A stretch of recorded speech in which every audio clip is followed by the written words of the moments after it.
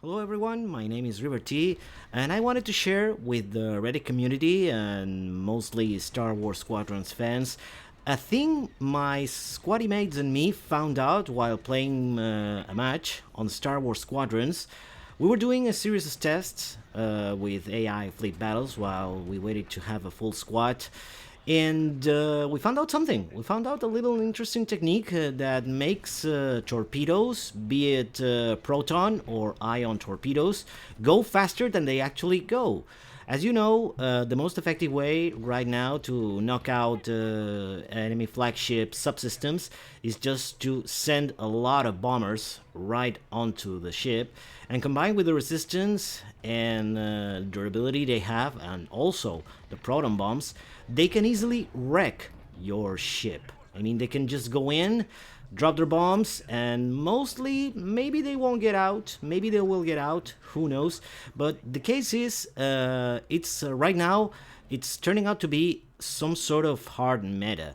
But me and my mates, my mates and me, sorry, found out something interesting. There's ion torpedoes and proton torpedoes in the game, and they pack quite a punch. I mean, two ion torpedoes can easily destroy shields on a cruiser and on a raider, and on a star destroyer. Two torpedoes can very easily take the shields almost to zero. Not to zero because the Star Destroyer or MC-75 shields are quite strong, but they will surely make them a lot suffer for when the Corvette comes in or other fighters with ion guns will come in. But the point is, there's not much use right now for proton torpedoes or ion torpedoes because of how slow they are. I mean, you got a small window to fire them, which ranges from 1,000 meters to 500 meters roughly. And the problem is that if you go slow, they will just even go slow. Once you shoot them, you'll see them one moment in front of your ship, and then next moment you'll have passed them. I mean, that's not quite logical. They seem like more like bombs rather than actual homing projectiles, heavy homing projectiles. And also, they're really easy to shoot. Sometimes you fire one at standard speed, even with all power directed to engines, and you still you can pass them. You can pass by them, and the enemy can shoot them. But in one match, we discovered something. We discovered that if you go and do a certain combination of moves or approaches, you can fire an ion torpedo or a proton torpedo, no matter which type, and it will retain the momentum of your ship, making it go a lot not much faster, but certainly faster, be harder to track and hit, and it will hit the ship in a faster way than if you shoot in the standard way, which is going closer, stopping at maximum range, waiting for it to lock on, fire, and forget. And it usually takes like between 6 or 10 seconds to reach, but we found out, as I was telling you, a technique to make them go faster. I like to call it the LBF. Lock on, boost, and fire. I'll show you how it is done. But first, let me demonstrate the speed, the slow speed of the torpedoes in this game. I've set it up the practice range with the Star Destroyer. I previously destroyed the shield generators on it with a Y-wing. It's on pilot difficulty, I know, but this is only for demonstration purposes of the speed of the torpedo and how fast can it get to the target if you fire it this way. So let's get started. Let me first show you how long it takes for a torpedo to reach its target. So as you can see here, I'm getting close to the ship. I lock it on, I fire, I gain speed, and I have even time to turn back and see how the torpedo lands on the target. If this had been a real multiplayer match, I would have probably get destroyed, or not, who knows.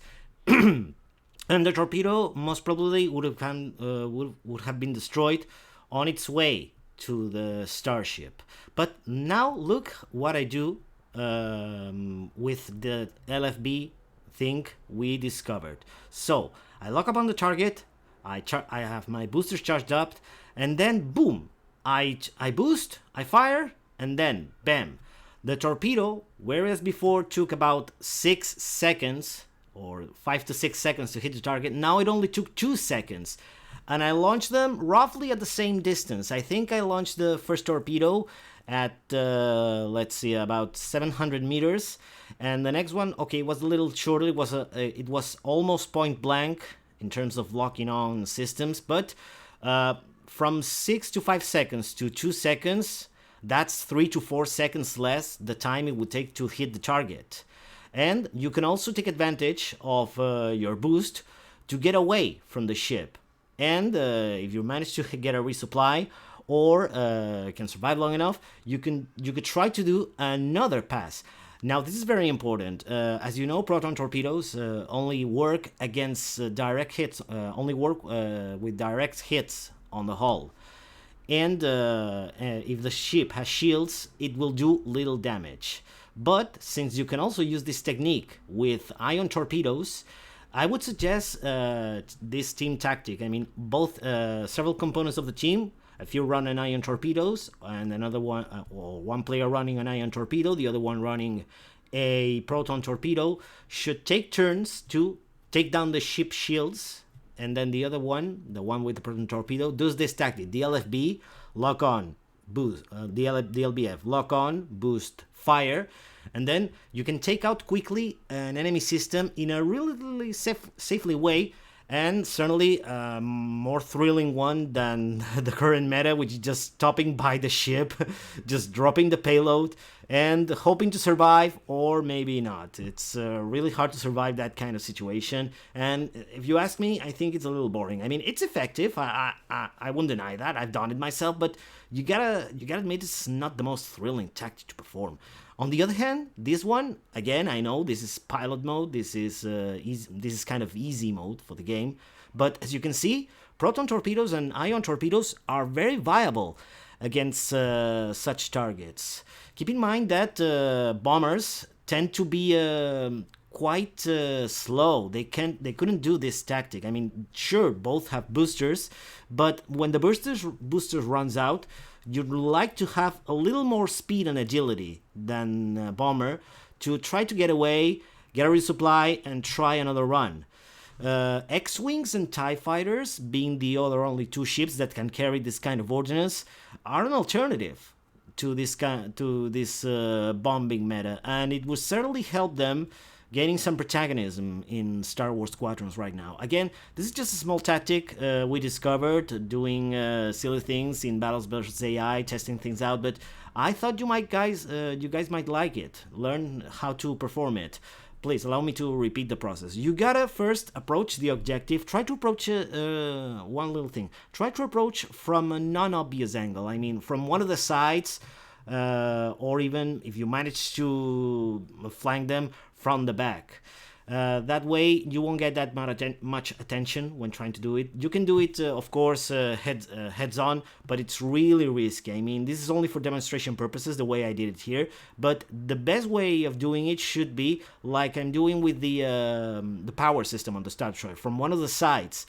Not only you will be less exposed to spawning fighters from the Star Destroyer, but you will also stay away from the tractor beams in order to deliver those payloads. I mean, sure, positioning is really hard, could be some slow, but I think it's an interesting tactic to perform in the game. At least I'd like to see it more. I'm gonna try it more, and I hope you guys enjoyed this little explanation. Sorry about the big bricks, sorry about my English, it's not my native language, but I hope you can practice this thing as I explained. Remember, first try to lock on from an unpredictable angle of attack. Once you have the lock on, press boost to gain speed and momentum, and before you lose the lock on, just drop the torpedo. You can drop it at 700 meters, 800 meters, 600 meters, 500 meters, and the projectile will have enough speed to not be tracked down, destroyed, and will certainly arrive at its destination sooner. I hope you guys enjoyed this video. Please don't, I'm not gonna ask you to subscribe because this is a video I'm doing just for sharing this thing we discovered in game. So no, don't subscribe. Leave it a like if you wish, because of how useful might have been this information, if it was useful at all. And I hope you guys enjoyed. Thanks. Good day.